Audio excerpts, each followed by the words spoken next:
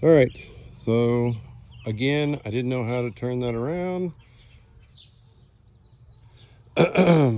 And so this is Pap with Pap's Garden and Houseplants. Live in North Vernon, Indiana, and live out here in the country. And I run a small house plant business and landscape design business, and also work full time. Um, so I just want to share with you my gardens. This is my front garden here, and I'm not going to go over the plants today, but if you see something you like, point it out, like and comment. And as we go through and make these videos, I'll kind of target each garden and try to make sure that you all can be able and see everything that I'm doing here. This is the big garden up here. Hopefully I'm not going too fast. It's my first video, so we're going to take it slow today.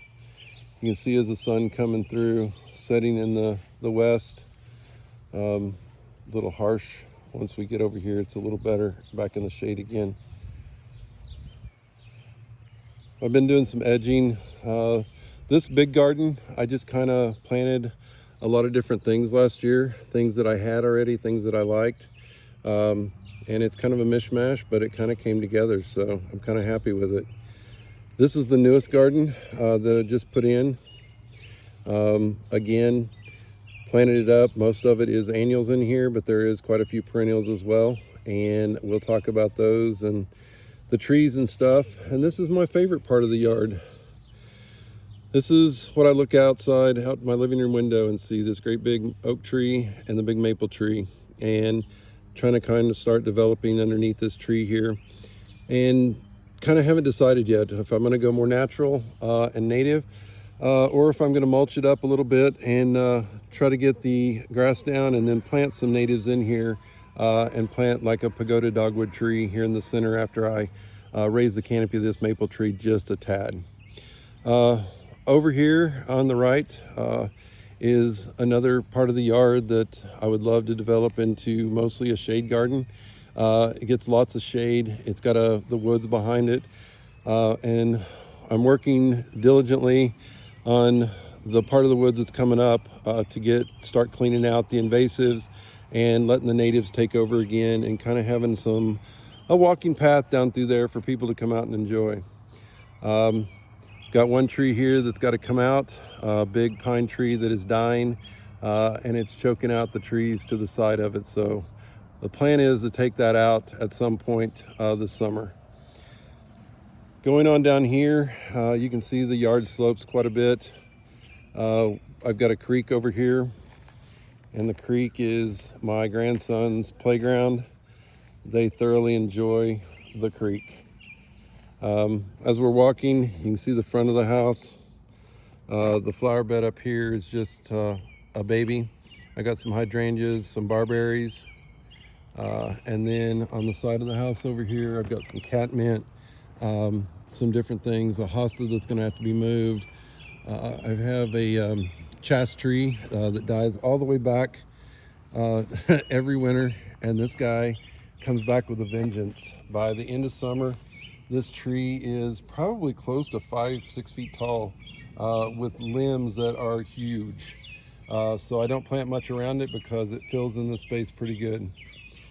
I've got, like I said, I've got the cat's pajamas, catmint here. I've got some creeping thyme here as well. If you don't say the plant, then it's gone from my memory, so I can't remember it right now. I got some black ajuga up here. I've got some the dark leaf hydrangeas. Put one here, and then I've got 3 over here that are flanked with the yellow or the chartreuse dressed up ball gown heuchera. I've got a spiderwort here, and then the rest of this is just normal ajuga that I planted as a weed barrier. These railroad ties were here when I got here. They're kind of rotten, but I wanted the ajuga to kind of cover it, so I planted last year all along here to try to kind of cover this up and choke the weeds out. So as we pan out, just for reference, this tree right here, up until 3 weeks ago, was standing right here, a huge pine tree. and it was rotten on one side. The woodpeckers were just beating the heck out of it, and I was afraid a windstorm was going to make it fall on the house. So we went ahead and cut it down, and we had been cleaning out the woods a little bit anyway, trying to reclaim some of this. But of course, that tree was probably 40 foot tall. It fell right across the creek, and I've spent the last 3 weeks cutting and cleaning it up. And finally, last Saturday or Saturday before last, my son-in-law and I got in here with the chainsaw, and we got it cleaned up and cut up. I've got several dead pine trees out here as well. These pine trees are eventually going to be cut down and used for the trail. I'm not going to cut them up. Probably they're just the right size that we can move them around and use them as to have like a walking trail through the woods.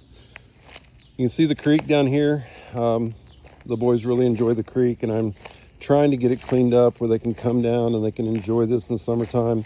There's usually water in it all the time, so it's nice for them to be able to come down here and play in the sand, play in the water, get cooled off. It flows pretty good, and you can see down through here I've started doing some cleaning out.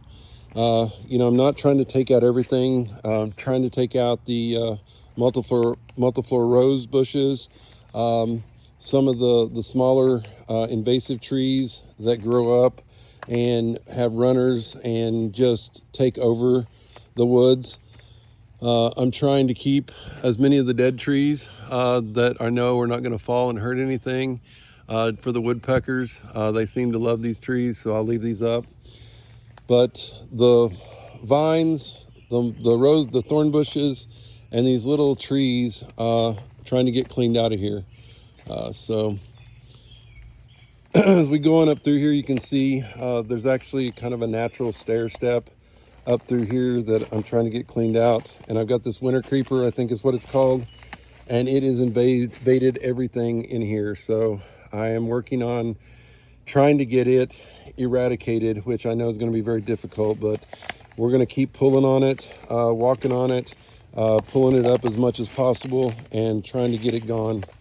But as you walk through here, you can see that the woods is really a nice place. It just needs to be reclaimed for the natives to start coming back. And you'll see down through here on the other side, on the back side, it wasn't as bad. The winter creeper hadn't made it down into here, so I need to get it cleaned up before it gets back here anymore. But I've got an American beech tree here that I really wanted to get cleaned out around to be able to enjoy it.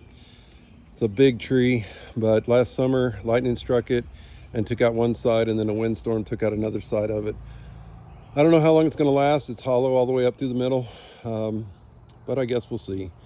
There's a beautiful maple tree straight growing right underneath it, so we may need to take it out and give this maple a chance to grow here on this bank, but we'll see.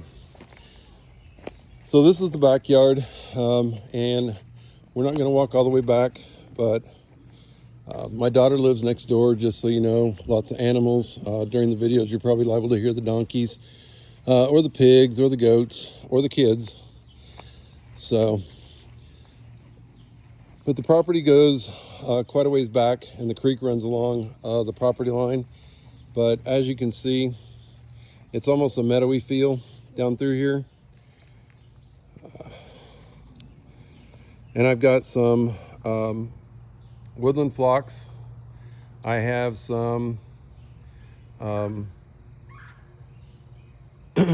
Virginia bluebells, and also some of the red root, and I can't remember the exact name of it, that comes up. So a lot of natives back in this part of it, and hopefully we can get them moved back towards the front half.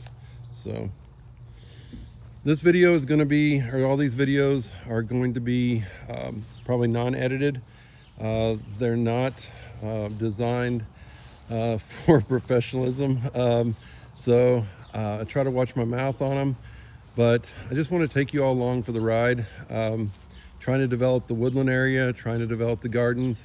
My goal is to have a greenhouse and a little plant nursery, and be able to have people come out and be able to walk through the gardens and be able to see the plants that are for sale, or see new plants that they're able to see and see what they do. So We'll close with going around the front here, just kind of giving you a view of what I see every day that's really, really pretty.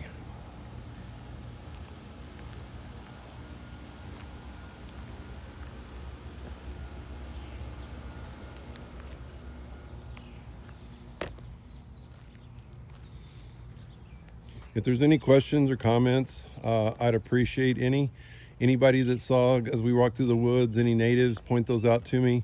Invasives, point those out to me as well, the ones that I wasn't able to point out. And hopefully I can get more knowledge of the native and non-native plants and be able to take this woods back and turn it back into kind of a natural habitat. So if you like this, like and subscribe. If you any comments, please leave them down at the bottom for me. I take criticism pretty good. So if there's something else there's something on here that you saw that you liked, let me know. And if there's something on here that you saw that you didn't like, let me know that too. Or any questions. I'll make some more videos and we'll go garden by garden and kind of let you in on what I have in here and kind of what are the plans are for the gardens as we go forward. So for now, thank you all, and see you in the next video.